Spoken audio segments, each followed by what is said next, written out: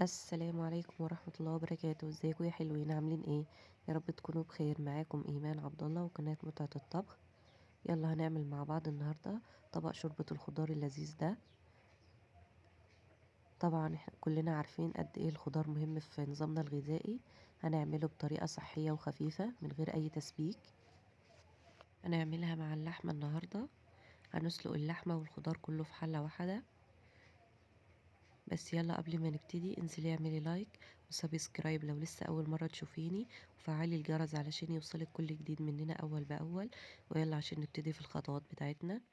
اول حاجة معايا هنا ربع كيلو من اللحمة، هنقطعها مكعبات كده، تقدر تستبدليها بلحمة مفرومة لو حابة.